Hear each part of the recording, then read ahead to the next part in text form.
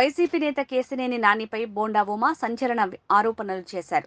ఈ క్రమంలోనే కేశినేని నాని ఆస్తులు, అప్పుల లెక్కలు మీడియాకు విడుదల చేశారు. 2014-19 మధ్య కాలంలో కేశినేని నాని ఆస్తులు పెంచుకుని అప్పులు తగ్గించుకున్నారని ఆరోపించారు. అప్పులు తీసుకుని ఎగ్గొట్టడం కేశినేని నానికి అలవాటే అన్నారు. అతిపెద్ద బ్యాంక్ స్కామర్ కేశినేని నాని అని ఆరోపించారు. బ్యాంకులు, ఫైనాన్స్ సంస్థల్లో లోన్లు తీసుకుని ఎగవేశారన్నారు. ఆయన పేరుతో ఉన్న హోటల్ సహా ఆయన ఆస్తులు ఎన్పీఎస్ స్టేజ్లో ఉన్నాయని బోండా ఉమ విమర్శించారు. విజయవాడలో 2 సార్లు తెలుగుదేశం పార్లమెంట్ సభ్యుడిగా పనిచేసినటువంటి కేశినేని నాని గురించి కొన్ని వాస్తవాలు ఇవాళ ఏదో చాలా మాటలు మాట్లాడుతూ ఉన్నాడు. వైసీపీలోకి వెళ్ళి వాస్తవాల్ని ఆయన ఇచ్చినటువంటి డాక్యుమెంట్సు, అలాగే మేము కలెక్ట్ చేసిన డాక్యుమెంట్సు అన్నిటిని కూడా మీడియా ముందు ఈరోజు మాట్లాడదాం.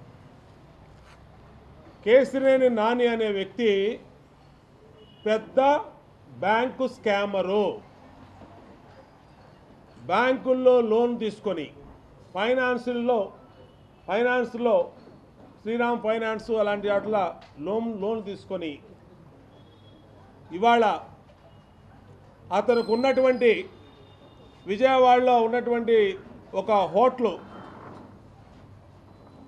ఆ హోటల్ కానీ అన్నీ కూడా ఎన్పిఏ స్టేజ్లో ఉన్నాయి. నాన్ పెర్ఫార్మెన్స్ అకౌంట్ స్టేజ్లో ఉన్న ఎన్పిఏ అకౌంట్ అంటే ఇంకా ఇతనికి కూల్ డ్రింక్ తాగడానికి కూడా, కూల్ డ్రింక్ కొనుక్కోవడానికి కూడా బ్యాంక్ అప్పు పుట్టదు ఇతనికి. ఇతను ఒక పెద్ద అప్పుల అప్పారావు.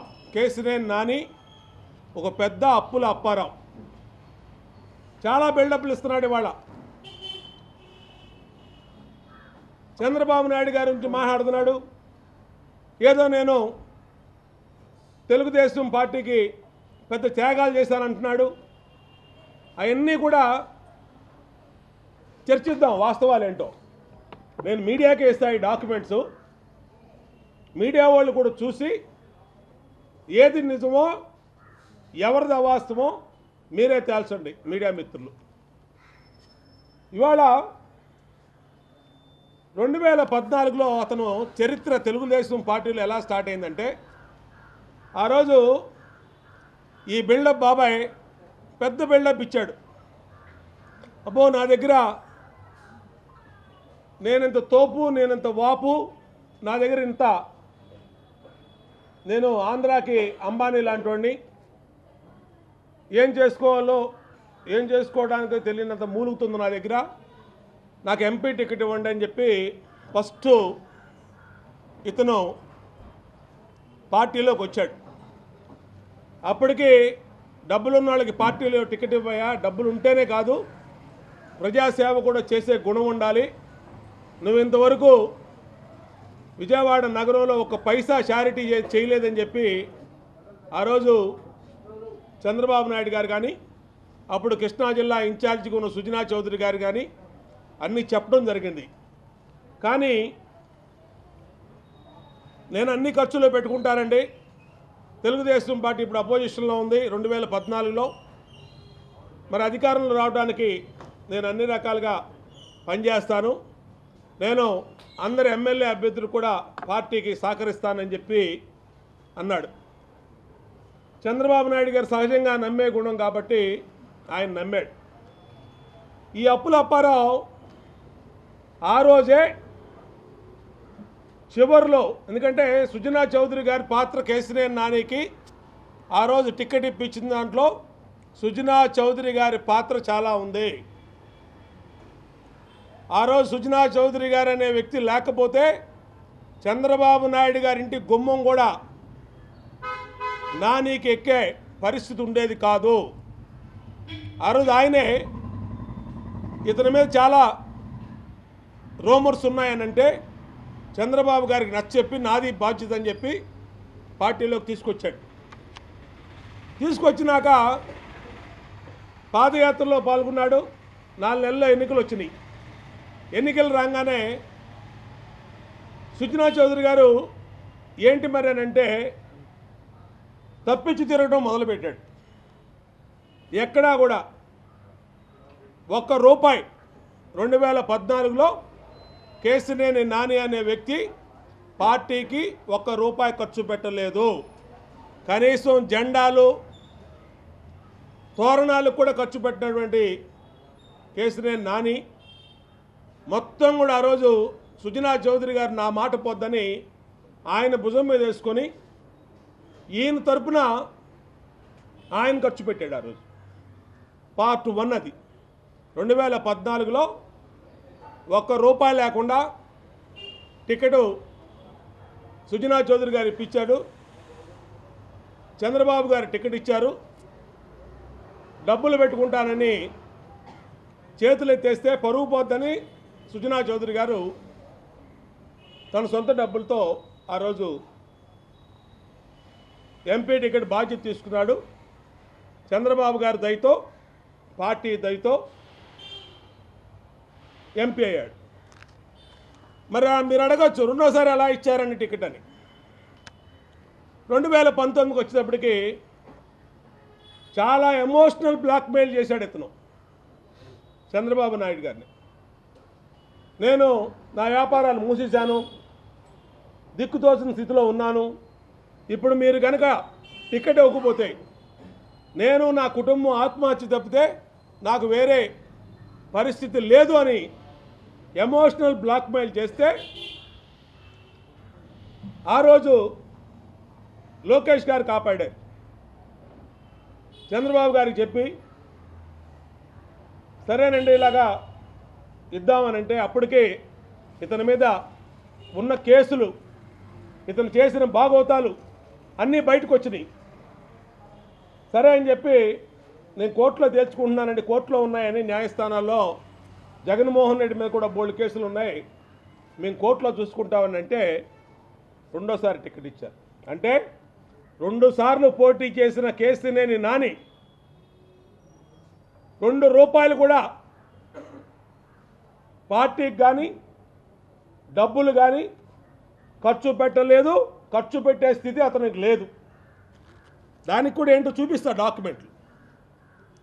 కానీ ఫోజులు మాత్రం నేను ఆంధ్ర అంబానీని అన్న ఫోజులు ఇస్తాడు. నేను ఆంధ్ర అంబానీ అనే స్థాయిలో మాట్లాడతాడు. నాకు ఇన్ని వేల కోట్లు ఉంది, అన్ని వేల కోట్లు ఉంది, అక్కడ ఉంది ఇక్కడ ఉంది అంటాడు. ఎవరికి చూపించడు, ఎవరికి తెలియదు. సరే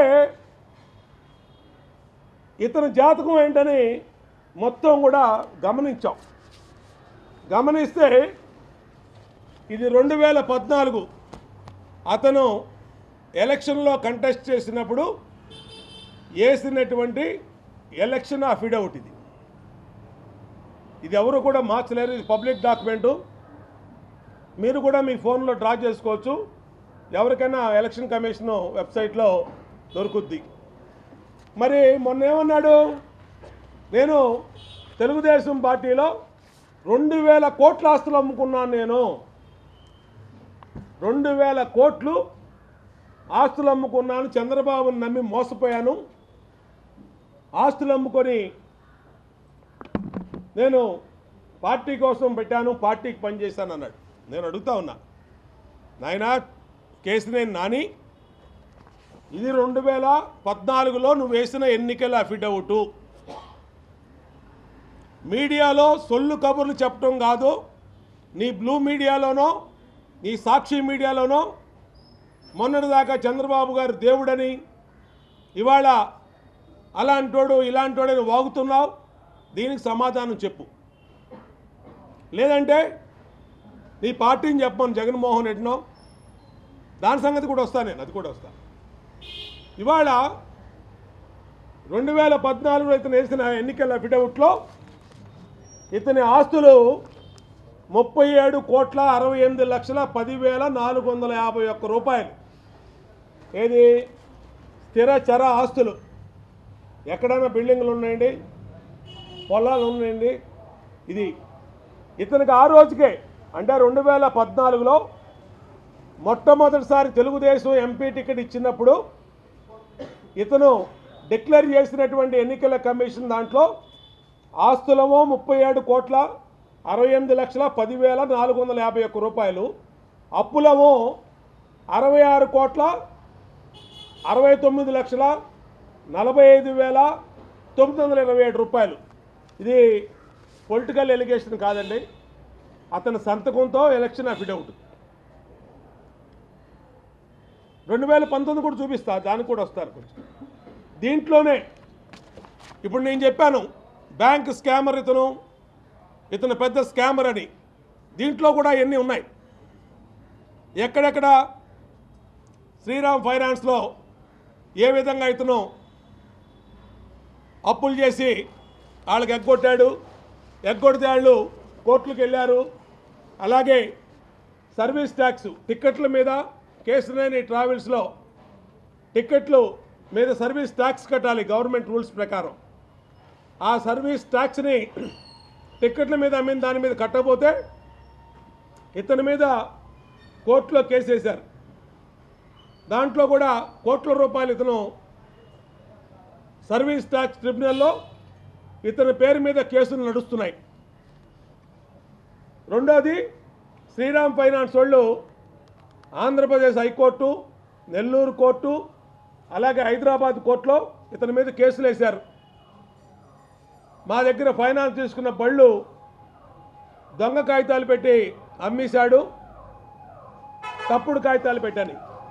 ఇతను కేసినేని ట్రావెల్స్ భాగవతం కూడా చెప్తాం మీకు. ఇతను భాగవతం, కేసినేని ట్రావెల్స్ భాగవతం, ఒక పర్మిట్ తీసుకొని ఒక ట్యాక్స్ కట్టి, అంటే అప్పుడు రూట్ పర్మిట్లు ఇస్తారు. ఈ ఇంటర్నల్ హైదరాబాదు, వైజాగ్, తిరుపతి, లేదంటే బయట స్టేట్లు తెలంగాణకి, మన చెన్నైకి, కర్ణాటకకి వెళ్ళాలి, బెంగళూరుకి వెళ్ళాలంటే డబ్బులు తీసుకొని గవర్నమెంట్ పర్మిట్ ఇస్తాయి. ఒక బస్సుకు పర్మిట్ తీసుకొని 4 బస్సులు తిప్పేవాడు. సేమ్ నెంబర్ వేసి, same number, same permit colour జిరాక్స్లు పెట్టి ఒక బస్సు విశాఖపట్నం వైజాగ్ రూట్లో వెళ్ళేది, ఒక బస్సు నెల్లూరు రూట్లో వెళ్ళేది, ఒక బస్సు బెంగళూరు రూట్లో వెళ్ళేది, ఒక బస్సు హైదరాబాద్ వెళ్ళేది. 4 బస్సులు ఒకే దొడ్లో 4 నెంబర్ ప్లేట్లు 4 బస్సులకు వేసి 4 చోట్ల లోడ్ చేసి పంపించి ఆ కేసునే ట్రాన్స్పోర్ట్ కమిషనర్ బాలసుబ్రహ్మణ్యం గారు పట్టుకున్నాడు. దాని మీద ఆయన కొట్టబోయాడు ఈయన. దాంట్లో ఆ రోజు నేను అసెంబ్లీలో ఉన్నా, అసెంబ్లీ జరుగుతుంది, హౌస్లో ఉన్నా నేను.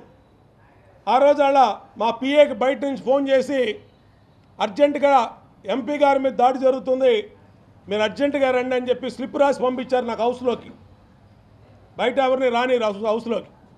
ఆ స్లిప్ చూసి బయటకు వచ్చి ఏంటని ఫోన్ చేస్తే అప్పుడు ఆయన పిఏ, ఇక్కడ ఘోర అవమానం జరిగిందండి, ట్రాన్స్పోర్ట్ కమిషనరు బాలసుబ్రహ్మణ్యం బయటకు తోసేశాడు ఈయన్ని, ఇక్కడే కూర్చున్నాం, మేము అర్జెంటుగా రమ్మన్నాడు అని అంటే పరిగెత్తుకుంటూ వచ్చా.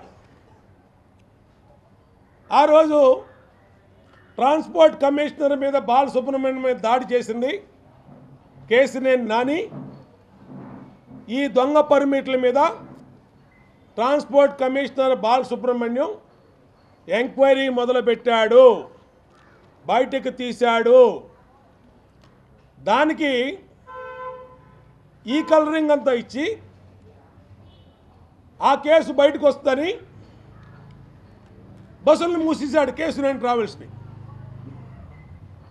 వెంటనే వచ్చిన రేటుకి వచ్చినట్టు కేసినేని ట్రావెల్స్ బస్సులన్నీ, ఇది పీక చుట్టుకుంటుంది, ఇది పెద్ద క్రైము, ఈ క్రైమ్లో సాక్ష్యాధారాలతో సహా ఉన్నాయి అని చెప్పి రవాణా కమిషనర్ బాలసుబ్రహ్మణ్యం దగ్గర అడగడానికి వెళ్తే ఆయన గెట్అవుట్ అన్నాడట. మాకు తెలియదు ఆ విషయం, మేము అసెంబ్లీలో ఉన్నాం. అప్పటికప్పుడు మేమందరం విజయవాడ లీడర్స్ అందరం కూడా వెళ్ళి ఇతను సపోర్ట్గా నుంచుంటే పేపర్లో ఇతనితో పాటు బోండావమ్మ కూడా కమిషనర్ మీద దాడి చేశాడని వచ్చింది. నేను అడుగుతా ఉన్నా, బోండావమ్మకి ఏమన్నా ఒక బస్సు ఉందా, ఒక ఆటో ఉందా, ఒక లారీ ఉందా, పబ్లిక్ ట్రాన్స్పోర్ట్ తిప్పి నా సొంత కార్లు ఉన్నాయి. ఆ సొంత కార్లకు ఎప్పుడో లైఫ్ ట్యాక్స్ చెల్లించుంటాం. నాకు ట్రాన్స్పోర్ట్ డిపార్ట్మెంట్కి ఎటువంటి పని లేదు. ఎవరి కోసం వచ్చాం? కేసినేని నాని అనే స్కామర్ కోసం. మాకు తెలియదు అప్పుడు స్కామర్ అని. మేము వెళ్ళాక ఇవన్నీ బయటకు వచ్చినాయి. సొంత పార్టీ ఎంపీ అని మేము కూడా ఇతను దొంగ పర్మిట్లతో బళ్ళు తిప్పితే మేము బాలసుబ్రహ్మణ్యంకి సారీ చెప్పాల్సి వచ్చింది. మేము మాట పడాల్సి వచ్చింది. పార్టీ ఇతని వల్ల మాట పడింది.